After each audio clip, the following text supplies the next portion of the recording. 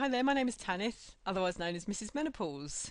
Thank you for being here and watching this presentation. So, presentation is called How to Take the Meh Out of Menopause, and I've put this kind of overview presentation together. It's going to be a little overview of the menopause, a little bit about the menopause, and a few tools you can use right away, natural tools that you can use to start either educating yourself on what's to come, or maybe you're experiencing some symptoms and what you can do now to help some of those symptoms. Now, the menopause is a huge subject, and there is no way I could cover it all in one presentation.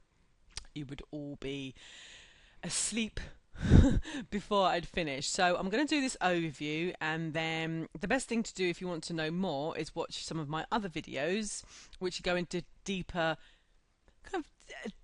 understanding of different aspects around midlife and menopause and hormones and all that lovely stuff. So who am I and why am I here telling you about the menopause? So as I said, my name is Tanith, and I went through the menopause. Well, I was diagnosed menopause. My period stopped at the age of 38. And if I look back with hindsight now, which is a wonderful thing, I can see that actually these symptoms, I had symptoms in my perhaps early to mid 30s. And those symptoms for me were horrendous night sweats. And why I never questioned them, I don't know. Excuse me. I didn't really take care of myself in my early 30s, really. I used to go out partying quite a lot, and I guess I thought it was to do with that. And I never really questioned it. It was a bit of a joke, to be honest, with my husband. So it is what it is. But then, I started getting terrible mood swings, very low, very low. And I felt like I was unable to cope with life, just felt very down. But it wasn't all the time, I was up and down. And then I wasn't really having periods at the time because I had the Mirena coil in, so I didn't have any periods, so I had no idea of my cycle. And to cut a very long story short, I had the coil removed, I had one period and they stopped. And I never had one since. And I went to the doctor, I had tests. I was told that the tests showed, because my FSH levels were high, that I was menopausal. And the GP, this young GP, I remember the day, I remember sat in my car, I was just about to go and see a client, I was sat in my car and I spoke to the GP, and she said, yes, it looks like you're going through the menopause. Basically, go to your local health food store, get some supplements, and kind of good luck. That's kind of how it was left with that particular doctor, and it was a massive shock for me. So what I did was I started to research into it, what it meant and what I could do. Still feeling pretty crap, and I come across a local GP stroke nutritionist stroke bioidentical hormone specialist who I went and saw, and I got some great results with her using the bioidentical hormones, which are a form of hormone replacement therapy. And the idea is these are more natural hormones that our body can recognize, which are very similar to our own ones. Yes, they're synthesized, but they're not synthetic like some of the other HRTs that are out there. Not all are the same. But this isn't going to be a presentation on HRT. So that's kind of where it went. I got some really good results, and but it wasn't that was just kind of like the beginning of my story. Other stuff has gone along the way, and it's been a few years that I've been trying to figure out what works best for me. And now I feel I'm coming. What am I now? I'm practically 5 years post-menopause, 4 or 5 years post-menopause. So I feel like I'm coming out of the other side now. I am still on bioidentical HRT, and I'm doing very well with that for now, and I'm happy with it for now.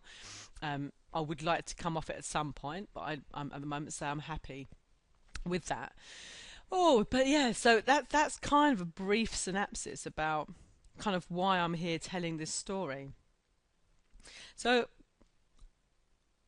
this presentation, as I said, it's going to be kind of covering a few different ideas just to kind of whet your appetite, as it were. So I'm going to give you loads of information, and you can always contact me via my blog.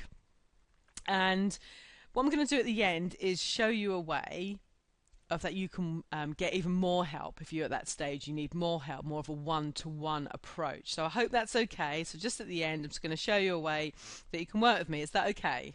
Brilliant. Okay, I just want to share this quote by Dr. Sarah Gottfried. Dr. Sarah's very well known. She's an American MD. She's a yoga teacher, and she also specialises in helping women balance hormones. And she's a bit of a mentor for me. She's just released her second book, which I'm kind of chewing my way through. It's brilliant.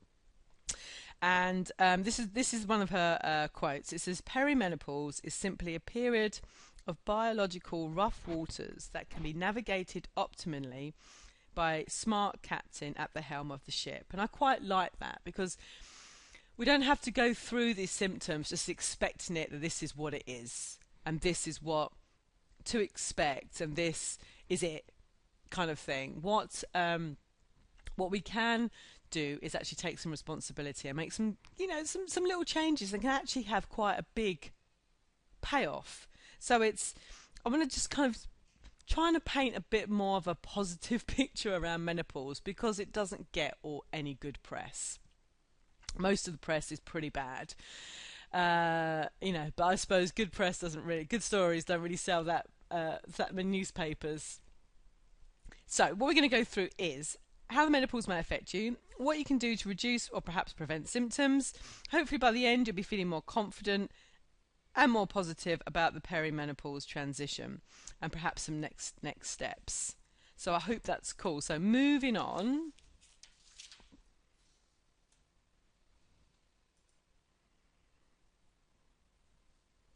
So what is the menopause? Do you actually know what it is? Do you actually know kind of what happens to the body? Because a surprisingly larger number of women don't really know that much about it.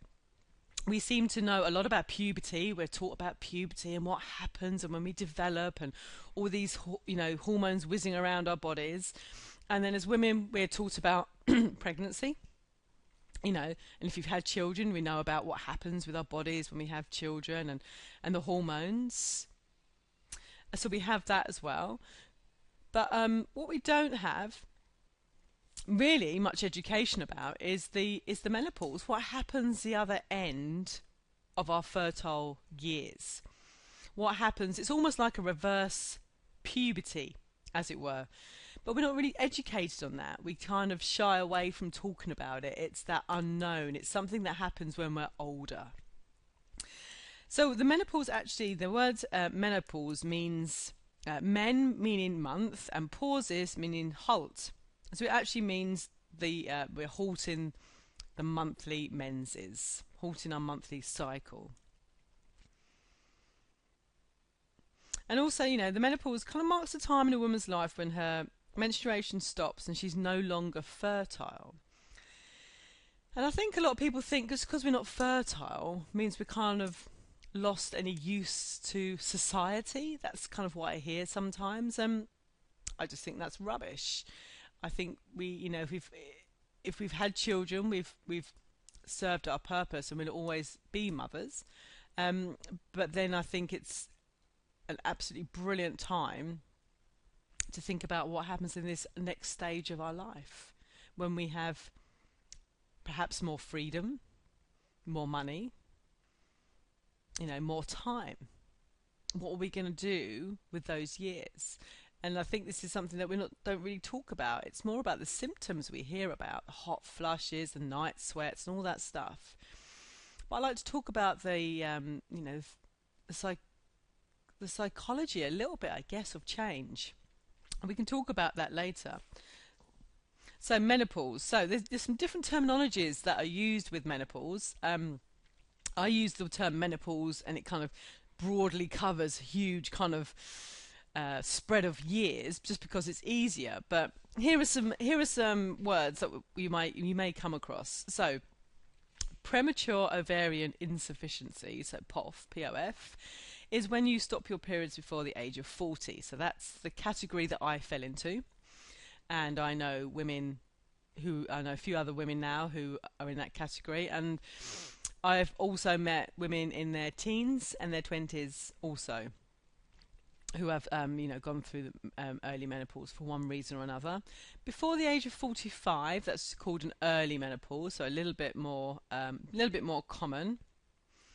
And then if we go here, we go into the peri-menopause. Now the peri-menopause is the time that usually causes those problems that we can hear about. Now let me just be clear, not every woman has symptoms of perimenopause. Some women they just kind of go through, the periods stop, and that's it. And I wish I knew what that answer was, how that happens. I've got some ideas, and for sure lifestyle comes into it, and I think genetics comes into it too. So that's the perimenopause years. Now what a lot of women don't realise is actually that perimenopause transition, that fluctuating, that flux of hormones actually can begin up to 3 to 10 years before your menopause. Now the average menopause age in the UK at the moment I think is 51 or 52. So if we're saying hormones can change up to 10 years before that, that means we're at 41, 42. So that's when the changes can happen. And now most women are quite surprised about this. They don't actually realise, that changes are happening in their early 40s. And actually it probably happens even earlier than that, but the significant changes really start to happen. With the last few years creating, if you're going to get them, the worst symptoms. So it's interesting, isn't it, how your body's changing. So my message really is to talk to women in their 40s and to say, look, there's stuff happening now that you don't know about. Your body's changing. What can you do now to support it? What are you doing? Are you supporting your body? Are you nourishing it? Or are you just kind of taking it for granted? So as I said, menopause is when your periods stop, and then we've got post-menopause, which is the years after. So that's where I fall right now, 4 or 5 years post-menopause. Now, post-menopause, some women once they get through that transition, and it is just a transition into the next phase, they don't have any other symptoms at all of like the hot flushes and that kind of thing. But some women do. Some women I know do have continuing hot flushes, and some women do stay on HRT. So us ladies, we are complicated, aren't we? So there isn't one set of rules on the menopause, which makes it that much harder, I think, to manage, because it takes a little bit more effort for us to actually tune in and check out what's going on with our body. So the average age for menopause is about 51, 52, but I've spoken to women who are still quite healthily having their periods at age 56. Or you can have people that fall into the bracket like me and their periods stop much earlier. They say as well, there's a statistic saying 85% of women with familial genetic disorder. So if their families, if your mother's gone through an early menopause, there's an 85% chance that you'll go through it early as well. That didn't happen for me. My mum didn't go through an early menopause, but they reckon it's about an 85% chance. So there's lots of what actually is happening to the body in the perimenopause years. What is it that's causing all of these problems? So what we've got going on is when we're fertile, we have our monthly have our periods, and we have our natural flow of what's going on with the with our periods, and our ovaries are actually producing the estrogen and progesterone. But this kind of changes. So this changes as we're going through the perimenopause. The ovaries aren't functioning as well as they were before. So they're not producing eggs. So in that case, they're not producing progesterone. It's also not producing as much estrogen, and these levels start to flux and flow, and this is where we get some of these symptoms. And it's actually the ratio and the imbalance between progesterone and estrogen that can cause these problems. So our body is absolutely amazing. You know, it's fantastic the way it adapts. So the ovaries start not to shut down, to not work as well. You know, being a bit sporadic, maybe with the eggs that are being released, maybe no eggs are being released, and it all becomes a bit jumbled. But then what happens is the rest of the body kind of picks up. So your adrenal glands actually pick up some of the estrogen and progesterone production. And these adrenal glands, they sit on top of your kidneys, and they're actually produce your stress hormones. So that's their main job, is to produce those stress hormones to give you that instant energy in that fight or flight mode. So that's one of their jobs. Okay, but this is really important to remember, and we'll come back to this later. So your adrenal glands pick up the estrogen and progesterone. And also what's happening, which some women don't realise, is your fat cells themselves actually produce estrone, which is one of the 3 estrogens the female body produces. So your fat cells actually become an endocrine system in themselves. Isn't that amazing? So actually, one of the reasons why your body holds on or puts on extra body fat when we go through the change is because your body's actually trying to keep you producing estrogen, because estrogen is super important for our bone health and our heart health. The chance of osteoporosis and heart attacks goes up in women post-menopause. So our body's doing something remarkable. It's actually trying to protect itself. Isn't that fantastic? And then we spend all this time battling against it, trying to lose this fat. So we're actually working a little bit against Mother Nature. And I guess there is a line between, you know, carrying a little bit of extra body fat to protect ourselves and then carrying too much body fat that's actually going to cause us other health issues. But it certainly makes it harder to lose weight as we're going through menopause. Makes it harder, doesn't make it impossible. Okay, also when we've got the lowering of the progesterone, this can actually slow down our thyroid function. And I'm sure you know someone that's got some kind of problem with their thyroid, an underactive thyroid perhaps, or somebody that's taking thyroxine to help that. So if you think of some of the underactive thyroid symptoms, they're very similar actually to perimenopause symptoms. So those lines get a little bit blurred. And also lower estrogen affects our brain. So this is where the lower mood comes in. And if you think around your cycle, when your estrogen levels drop, that explains why we get maybe some cravings and getting a bit moody and a bit grumpy and a bit tearful. So why do we need estrogen? Just think about these different areas here that we have estrogen receptors and what they're important for. It affects our urinary tract, our heart and blood vessels, bones, our breasts, skin, hair, mucous membranes, the pelvic muscles and the brain. So these all are supported by estrogen. So if this estrogen is reducing, it has an effect in these areas. So this could mean more urinary infections, perhaps, the risk of heart disease going up, you know, chance of our bones becoming more brittle, changes to our breasts, so more sagging of the breasts, the skin changes, mucous membrane, so this is when we sometimes get a little bit of vaginal dryness, and that can also mean you get dry nostrils, you know, inside the nose, dry eyes as well. So it's anywhere that has a mucus kind of membrane. It can affect the pelvic floor, so pelvic muscles may not be functioning as well, so we get things like stress incontinence and things happening like that. So these can be side effects of lower estrogen. Now don't think this is going to necessarily happen to you, but it's really useful to know that this can happen, and there are lots of ways we can deal with this. So a few little things here about progesterone.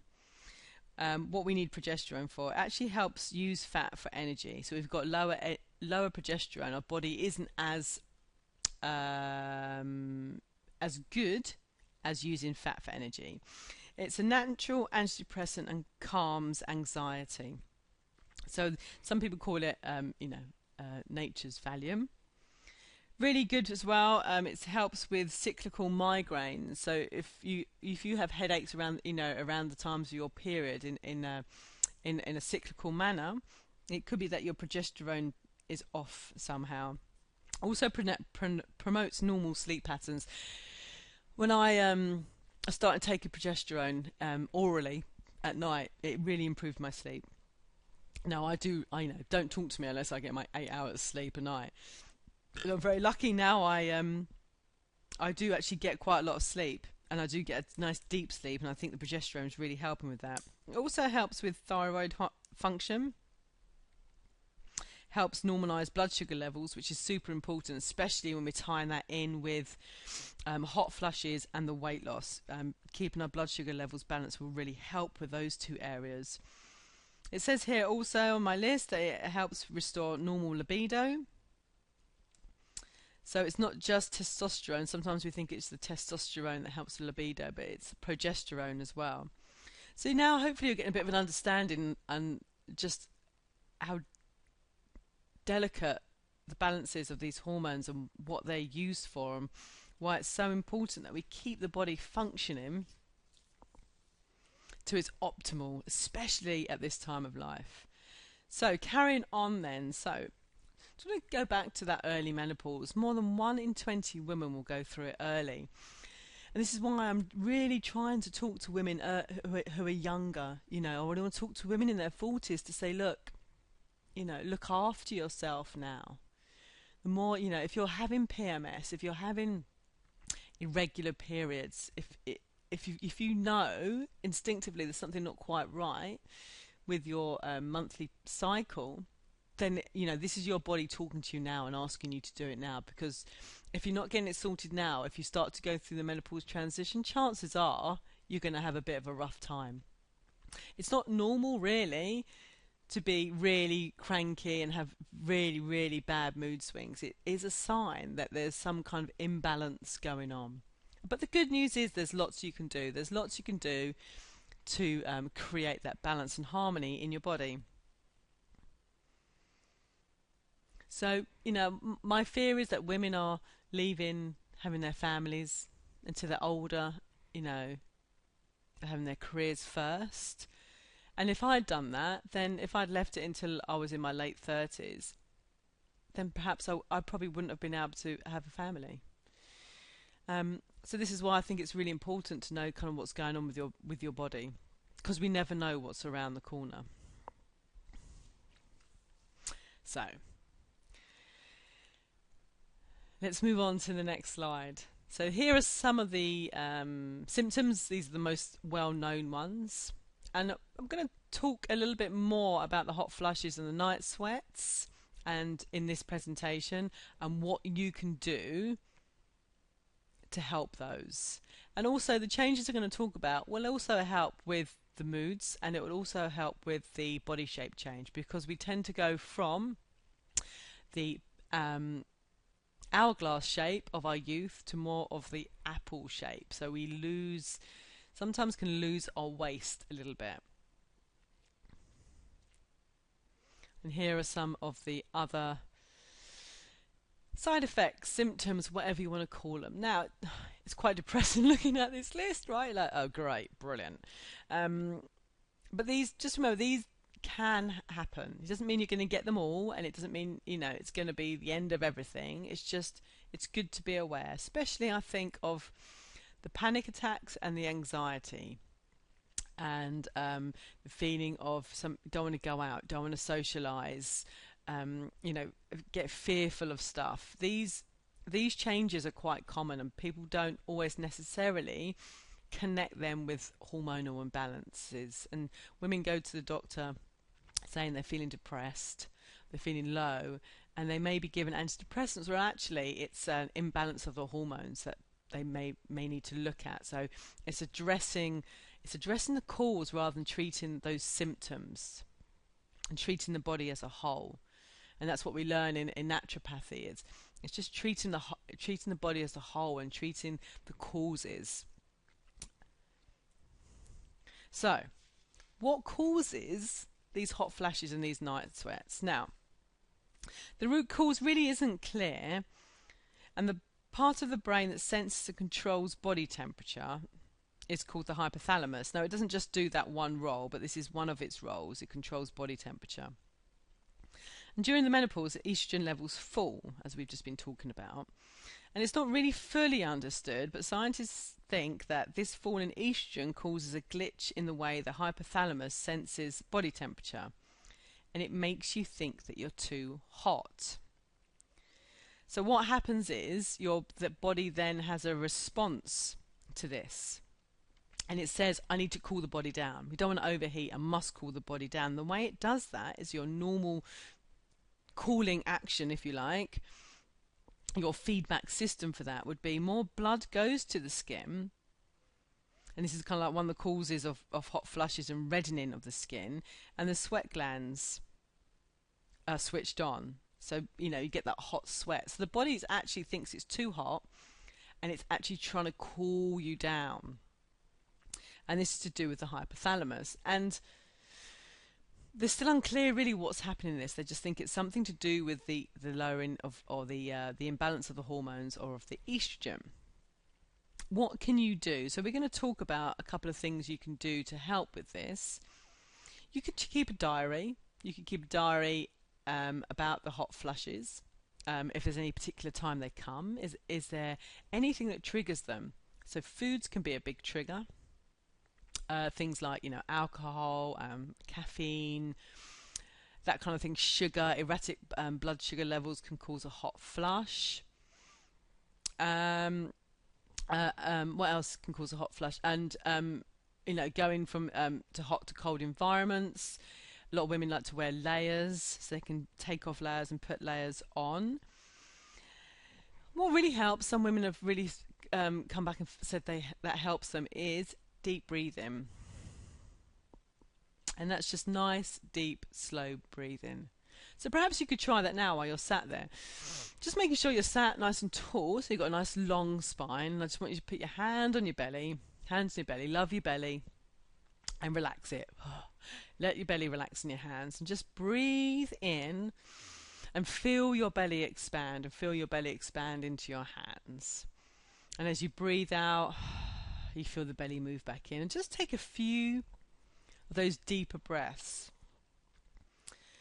and you'll feel that it starts just to relax you, right? You can feel that, how it instantly calms you. It's going to take your body into the parasympathetic nervous system, which is your rest and digest, which is a very nice place to be in, because it's when you feel calm, it's when you feel relaxed, everything's nice and balanced, your digestion's going to work okay, and we want to be in that. And some women have found that if they can feel a hot flush coming on, they take some nice deep breaths. It may not get rid of it, but it may reduce it. And however this works, it can work. So just give it a go. I would recommend just learning how to breathe. Also, another thing that might really help is taking cooler showers. So if you get night sweats, you could try, before you go to bed, doing some contrast showers. So have a normal warm shower, and then start to turn the temperature down until you can bear it, as cool as you can. It doesn't have to be freezing cold. Great if you can, but it doesn't have to be. As cool, just down as cool as you can, and put it on the back of your neck for about 30 seconds, and then you can turn the heat back up to your normal temperature, and then for 30 seconds, and then go back down cool, and do a few rounds of that. So it's a contrast between cool and warm. And this can, this will help bring down your body temperature, which will help you at night with the night sweats. Obvious as well, but make sure your room is cool where you sleep. Make sure there's air. Make sure you've got lots of layers. Anything to keep you as cool as you can. Everyone sleeps better when they're cooler. I think sometimes we've been told to have a warm bath before bed, and that probably can work for some people. But in this instance, cooling everything down and lowering your body temperature can actually help with that sleep. So it's worth a go, right? You can also try sage, so sage supplements or sage, you can grow sage and make a tea. Sage can help with hot flushes as well. There's quite a bit of research on that. HRT or bioidentical HRT, that can also help.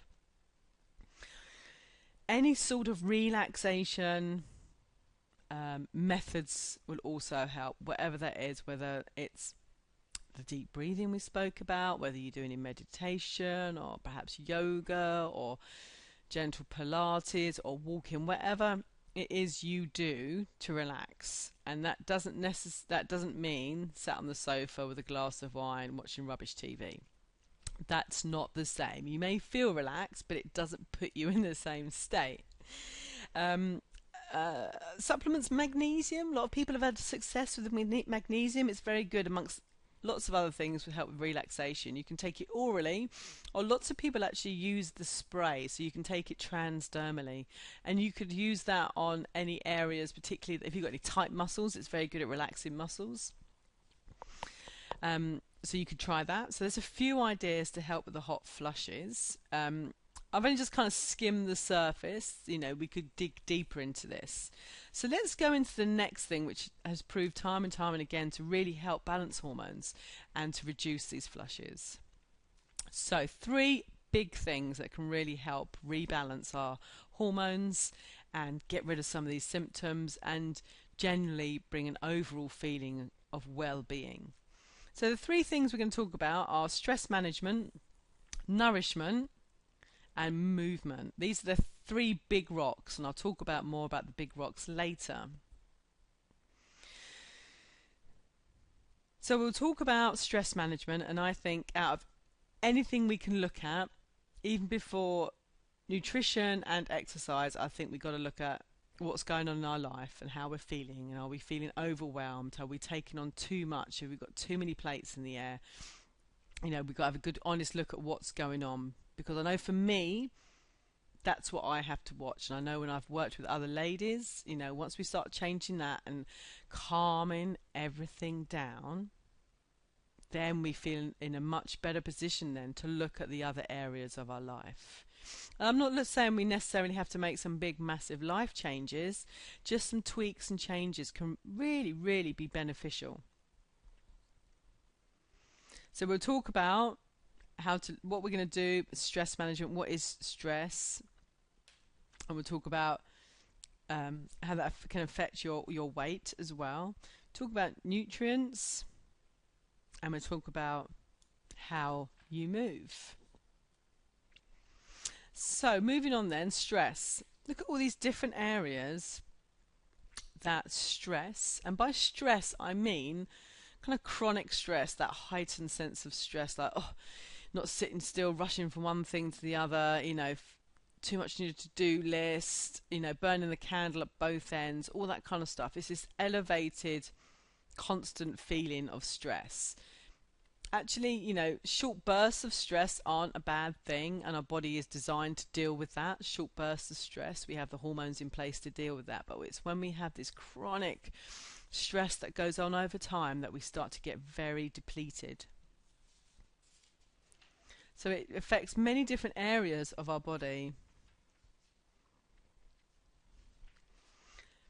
So what can we do? What can we do to help with these stress levels? How can we reduce cortisol? So do you remember I mentioned that our adrenal glands actually take up the production of estrogen and progesterone as we go through the menopause? Now these adrenal glands actually are also involved in, or they produce cortisol and adrenaline. So we're going to talk about cortisol. Cortisol is sometimes it's called a stress hormone, and our adrenal glands produce this cortisol. And cortisol is the most important. It will take priority in the adrenal glands. It will take priority because it's our stress hormone. It's our body's natural fight or flight hormone. So it's the thing we use to get us out of trouble. It's the thing it's what the body uses to create instant energy. So it will take precedent over anything else. So it will always produce cortisol over estrogen and progesterone. So if these adrenal glands are working really hard producing these stress hormones, it's not going to be able to produce the amounts of estrogen and progesterone it wants to, which will have an effect. And this can lead into burnout. So if it's left too long, and the adrenals won't be able to produce cortisol, and when that starts to happen, you get into adrenal fatigue and burnout. But hopefully we're not going to get that far. We're going to look at stuff now, right? We're looking at being proactive. So look at this. Look at the effects that having stress has on the body. So storing fat, increased appetite, increased insulin levels, depression, low sex drive, poor sleep, and bone loss. Wow, quite a list. So what could you do to start getting a little bit more balance in?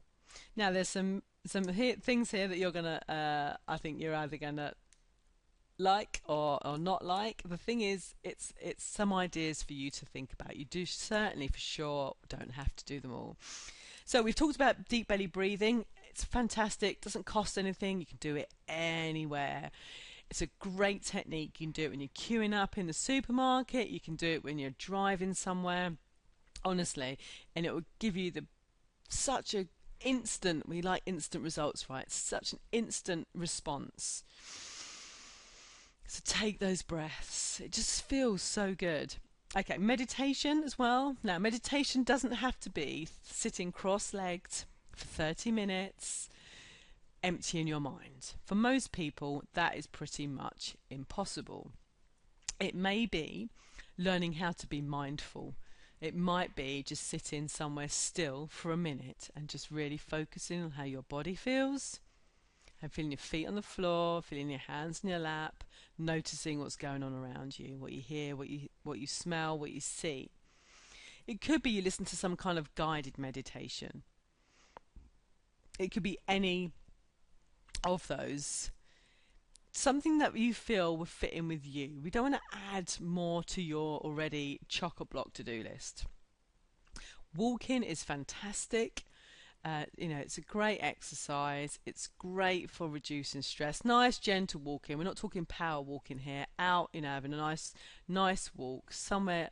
Hopefully, you've got somewhere nice you can walk in. Even it may be a park, or you might be able to get out into the country or by the sea, wherever you are. Get out and have a walk. That does wonders too. Sex is also very good for stress management, as is having an orgasm. So orgasm actually stimulates estrogen, and we're going to do everything we can to keep the body producing estrogen. It's kind of like you use it or lose it, really. So the blood flow also in orgasm helps thicken and soften the vulva and vagina. And these are areas that can be affected through the menopause. So, anything you can do to keep everything moist and working is going to be a good thing, right? Also, orgasm raises oxytocin. Now, oxytocin is they call it the hug hormone. And I'll talk about that in a minute. But oxytocin actually can help us buffer stress and lower cortisol. So anytime we're raising oxytocin, you're lowering cortisol, which is what we want. Now, hugging, research has shown that if you have a 20-second hug, you get that release of oxytocin. Now, most people don't want to hug for 20 seconds. Just try it. It feels like quite a long time, and people want to pull away or feel it. But give it a go. I like a 20-second hug. And also, you can go heart to heart with someone. So if you can match your heart up with their heart, that also gives you a much deeper connection.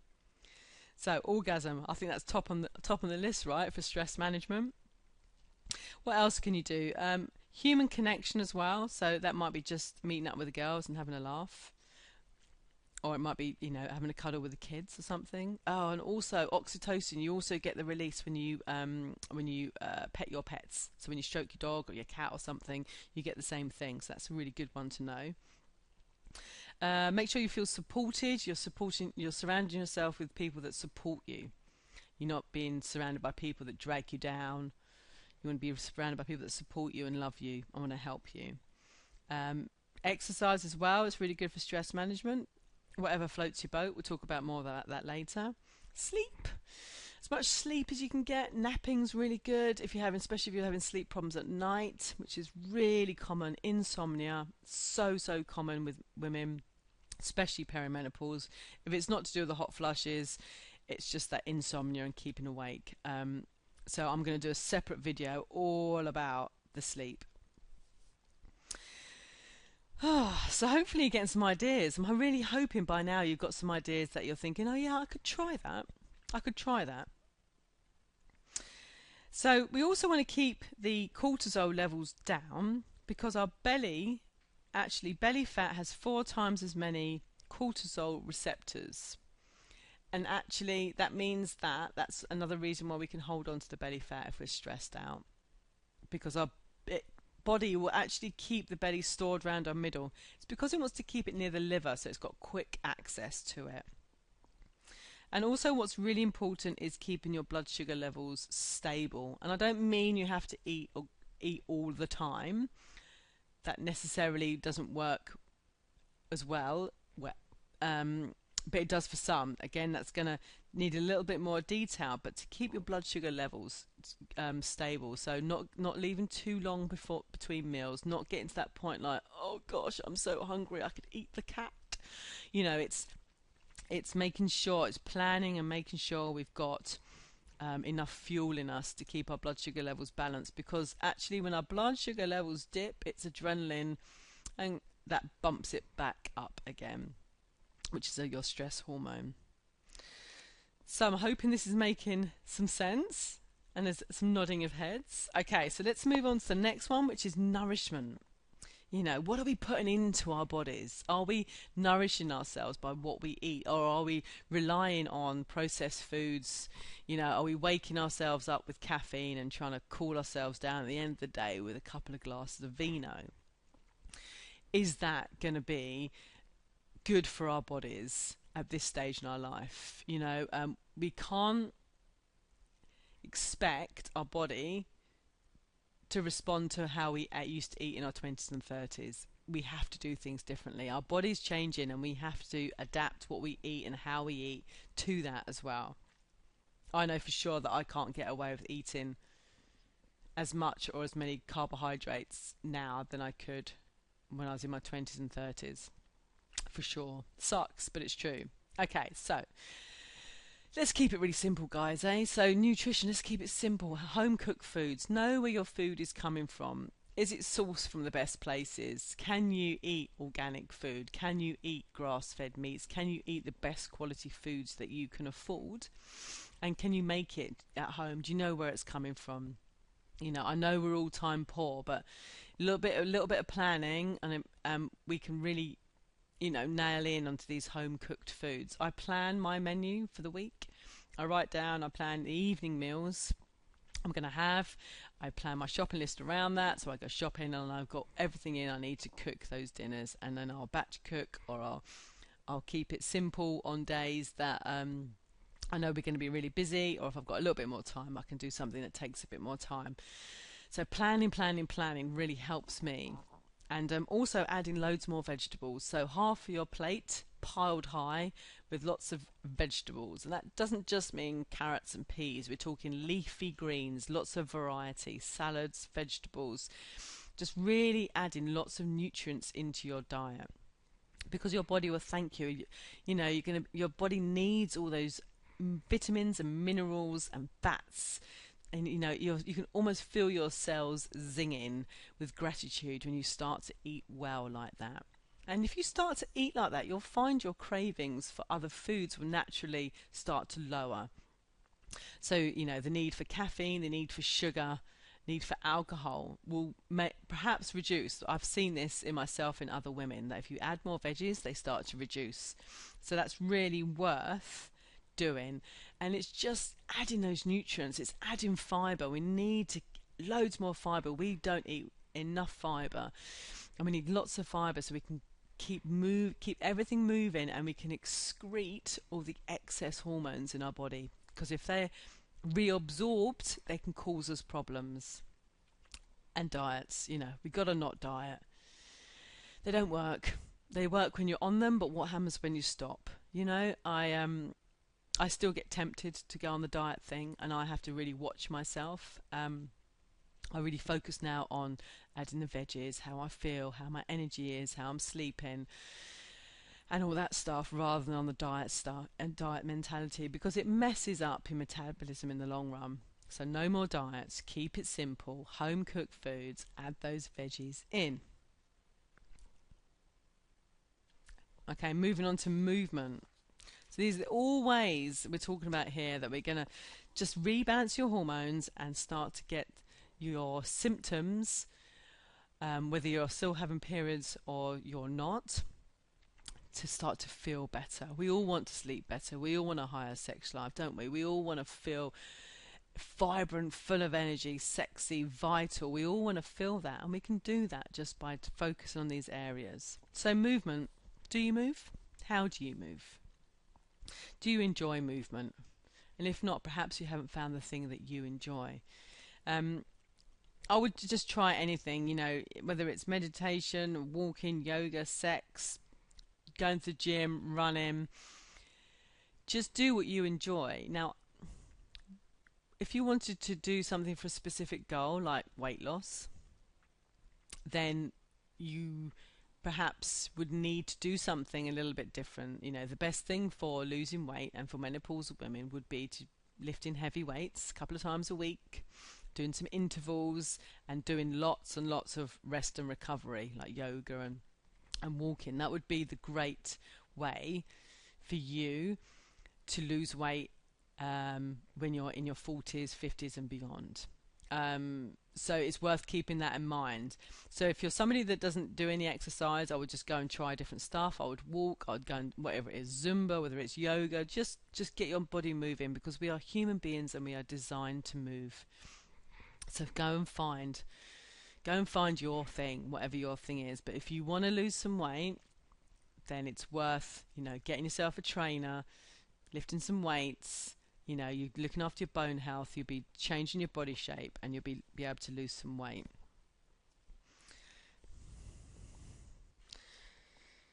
So this is kind of the model I use. You know, it's all about balancing your hormones. It's about becoming and feeling healthier. And, you know, it's about happiness.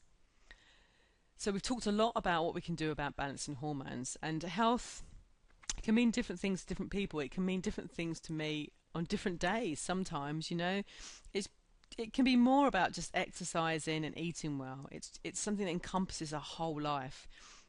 It's that overall feeling of well-being, of how we're sleeping, how much energy, and how much we're loving life. Yes, we need to look after ourselves. We need to look after our bones and our heart, and we need to look after ourselves to reduce our risks of getting diseases and illnesses as we get older. But health, I mean, you know, it's just that overall sense of well-being, and I think it's so important. You know, it's so many people get used to feeling a certain way, and it's become their normal. You know, but they don't have to feel like that. You can feel so much better. And happiness, I think, is so important, because life's short. Life in this lifetime is very short, and it's too short not to be happy. So I think we need to do whatever we can to make ourselves happy, and that's okay, right? Because we deserve happiness, and sometimes, as being busy women, we put our own needs before others, whether we're looking after kids, or we've got loads of work, or we're looking after parents, or whatever we're doing. You know, we can put ourselves down the list, and there's this thing that we feel guilty for looking after ourselves, and I think that has to stop. We have to be able to look after ourselves, so then we can look after those around us. You got to remember, our bodies just aren't as resilient as they used to be, so this is a really good time to stop and to think what's going on, and to recharge, maybe address some issues, and go on from there. Really, it's time to listen to ourselves. Now, I come across this and I really, really enjoyed it. Let me just read this to you. It says, "We have been given the gift of life, and with any gift we need to appreciate it. That means being conscious and present at all times with what you eat, say, and how you move your body. Everything matters. Your body is a product of your thoughts, emotions and actions from the last 2 to 7 years. If you want better results, then give your body some appreciation. It responds to love. And I think that's so true. You know, we live in a shaming society, that we feel made to feel, well, we feel shame about our bodies and about not good enough and not given enough. And you know, our body responds much better to love, and we can show ourselves love by eating well and moving well, and breathing and having good relationships. You know, that's a way of having this lovely self-love affair with ourselves, because it's so important. And I think menopause is a really nice time to start to be much more conscious and aware of what's going on with us women, because you know, we're at a position now that we could live as long post-menopause as pre-menopause, and that's the first time this has ever happened in the history of our planet, ever. And that's pretty amazing, right? And I think it's up to us to decide how we want to live those lives, live that life. Do we want to go through feeling fat, tired and frumpy, or do we want to feel full of energy? Do we want to feel sexy and vibrant? Because that is possible. So we've got to try and move away from these fast fixes and just focus on the step-by-steps we take to feeling better. So at the beginning of the presentation I mentioned big rocks, and I quite like this analogy. I don't know if you've come across it before about working on the big rocks. So the analogy is that if you take two beakers and if you put in like sand and pebbles, and these represent all the small things in life, all the little things we worry about going on around us, and then we don't have any time then to worry about the big rocks or to fit in the big rocks. But if we do the big rocks and focus on them and put them into place first, then all the smaller stuff, all those little bits and pieces, tend to fit themselves in around those big rocks, and it all fits in.